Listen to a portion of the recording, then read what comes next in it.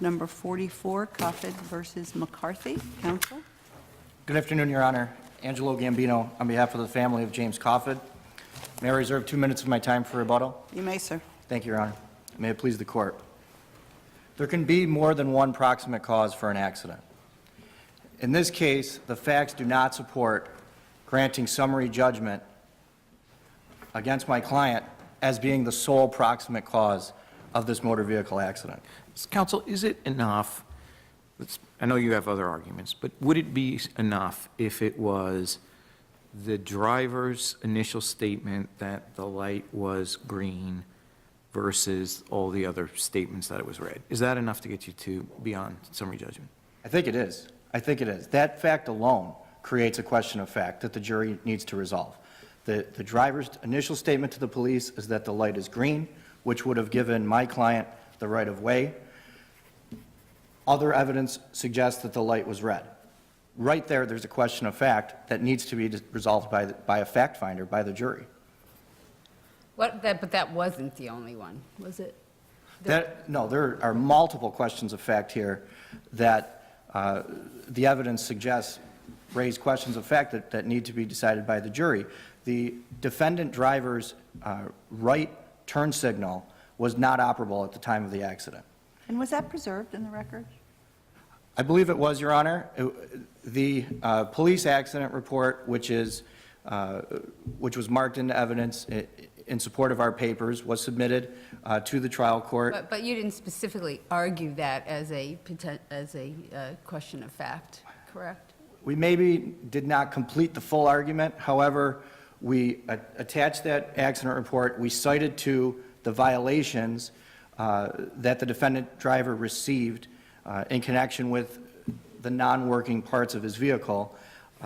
Any violation of the vehicle and traffic law can be determined a matter of negligence, and that was what we did cite to the trial court. The other argument with respect to preservation is that an argument can be raised for the first time on appeal if there are no counter-arguments that could have been made to the court below. And here, although maybe this argument was fully raised for the first time to the Fourth Department, there certainly were no counter-arguments that would have been made to the trial court that were not adequately made to the Fourth Department. The failure to have that operational right turn signal, and then the accident occurs when the defendant driver turns right on red, certainly creates a question of fact with regard to comparative negligence that a jury must resolve. Counsel, could you comment on the position of the bicycle? I was a little confused about how the bike might have gotten from the right lane to the left-hand side of the crosswalk. Yes, Your Honor. Is there a question there? There is a question there as well as to how the bicycle ended up where it did.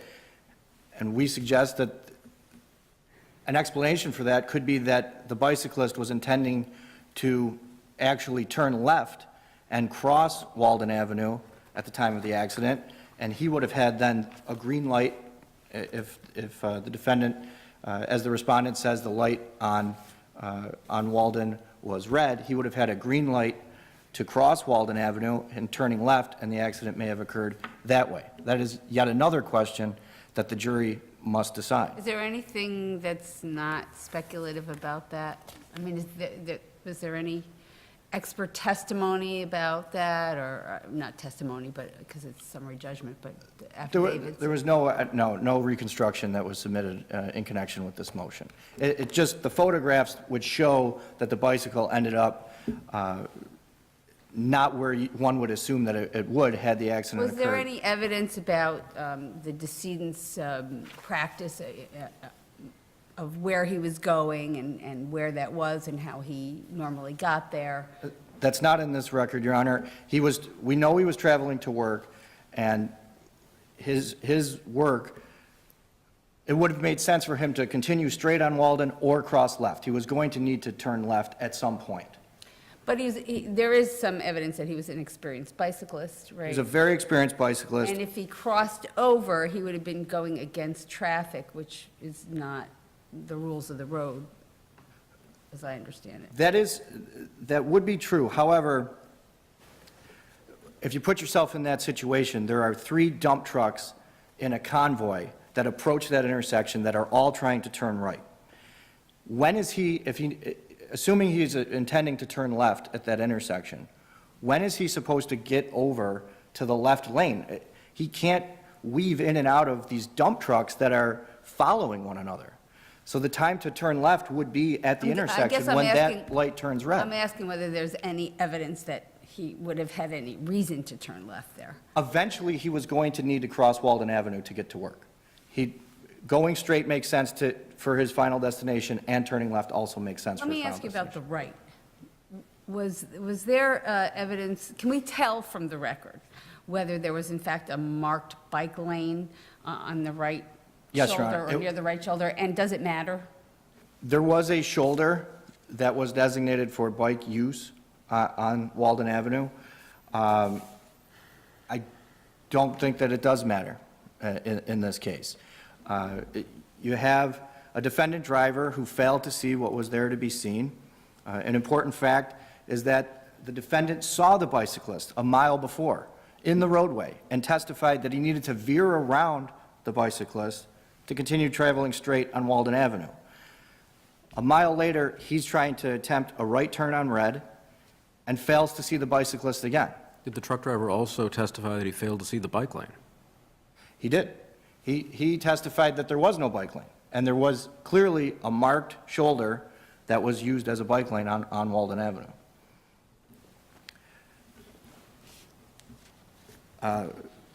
We believe that there are certainly questions of fact with respect to proximate cause. There are more than one proximate cause of this accident, and that must be decided by the jury. Thank you, counsel. Thank you, Your Honor. Counsel? Thank you, Your Honors. Good afternoon, and may it please the court. My name is Nicole Palmerton. I wanted to jump into a Counsel, point. should we just start with, why isn't that enough? If there's a testimony from the driver that says initially the light was red, it's changed, I understand, why doesn't that create a question of fact in and of itself? Because the question of fact has to be material. And none of the people in this case, none of the witnesses saw that it was a green light. But the there was material no issue is it question. green or red? That's the material issue, right? Well, all of the parties concur that the light was red. But if the light was in fact green, I don't think we have another conclusion here. The sole proximate cause of the accident is the decedent's failure to look up at any point as he enters a busy intersection.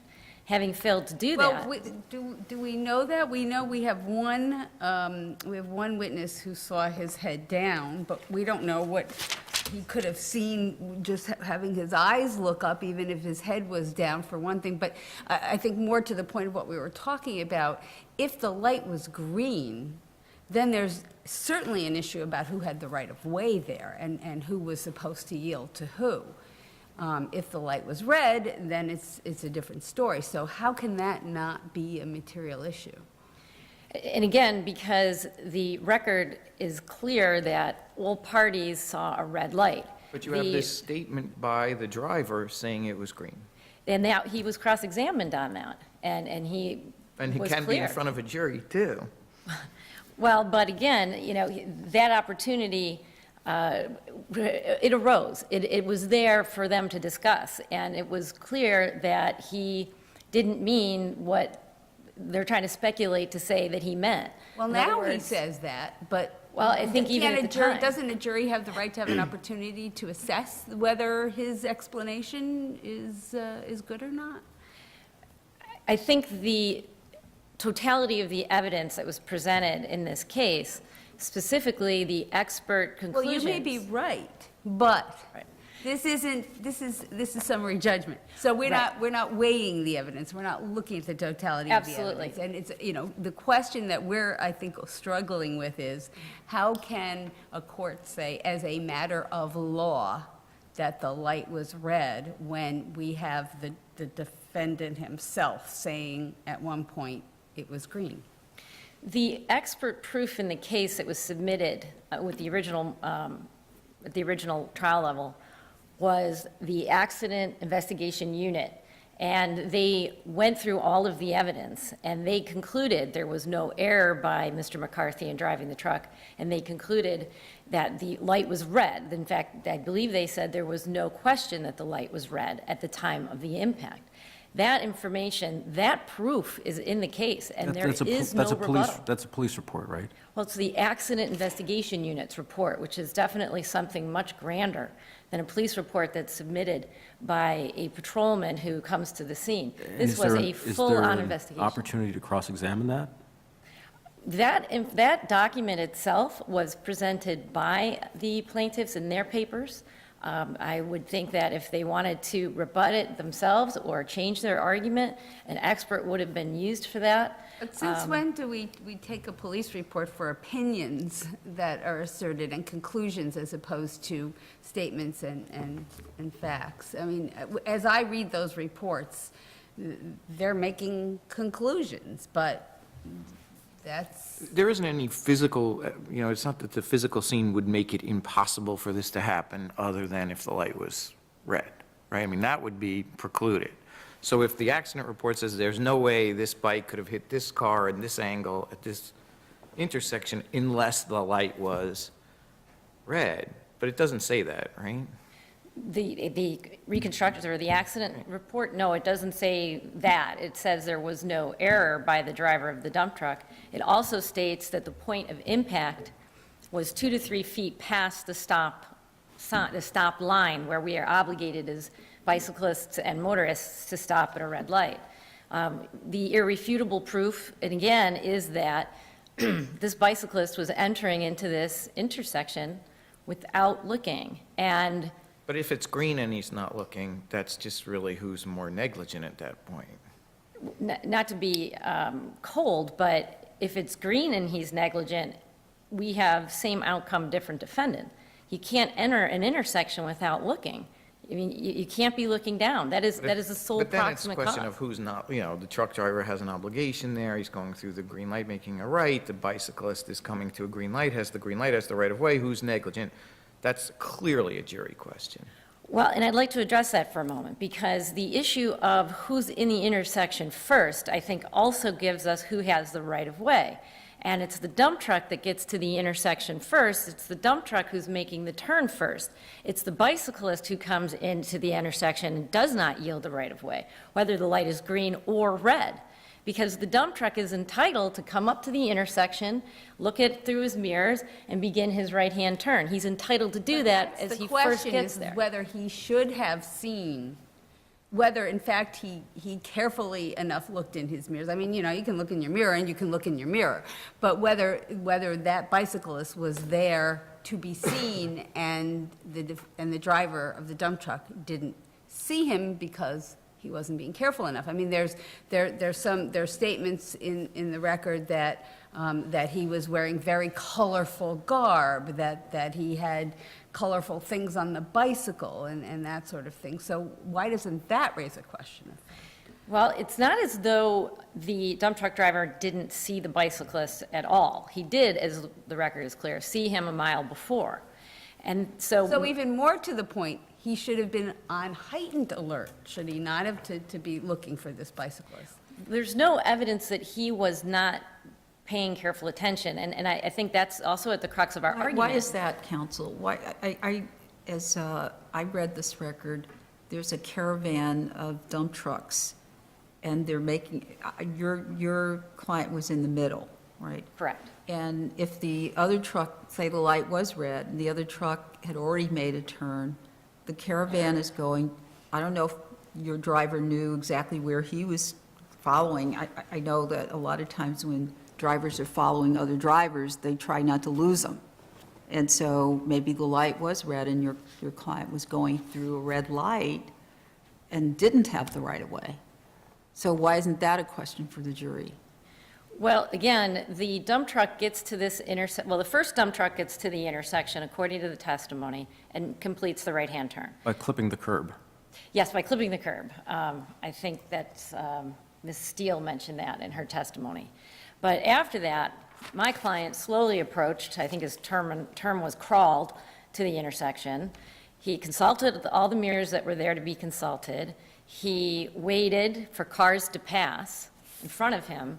And further, actually, to the point of the green light, Your Honor, that reminds me that 3 cars passed through the intersection in front of the dump truck while the proceeding light is red.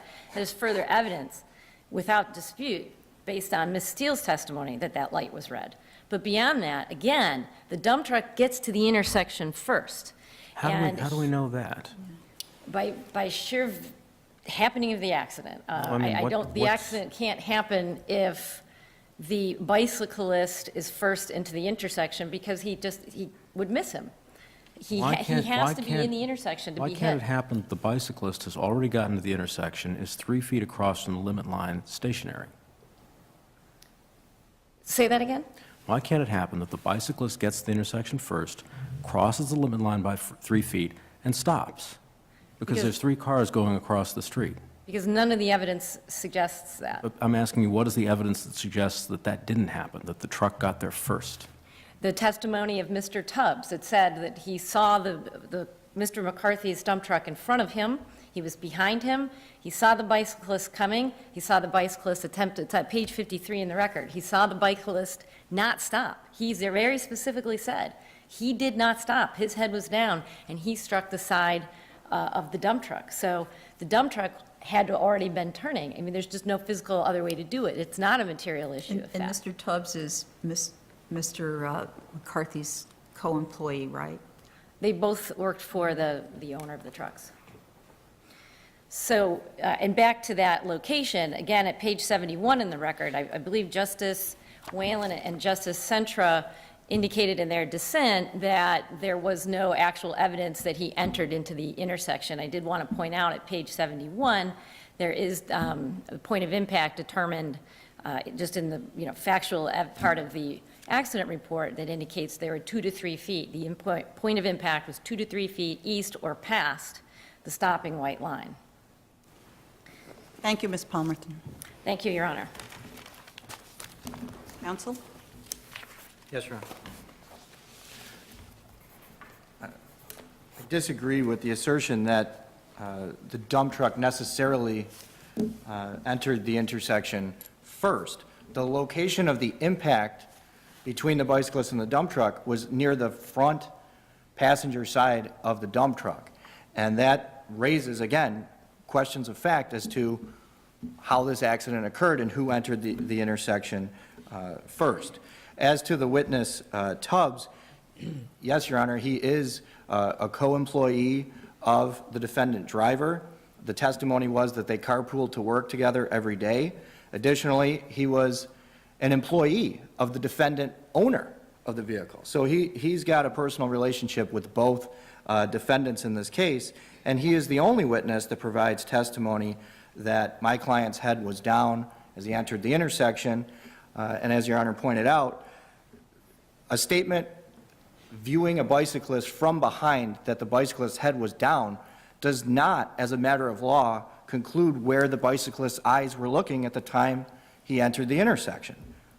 Again, that's another question that the jury should be allowed to answer. The evidence that the defendant was not paying careful enough attention is that he failed to relocate the bicyclist, someone that the police investigators had determined took extraordinary bike safety measures. He had a foam pool, one of those noodles on the back of his bicycle. He had multiple headlights. He had reflective lights. He had a rearview mirror. So let's do it the other way then. So let's say there was no issue of fact as to the red light, green light. It's clearly red. And all you have is he passes the guy back there and the truck is now making a legal right turn after stopping. That's enough? That's enough in this case because the inoperable right turn signal There is another right turn signal anyway, right? on the top of the dump box.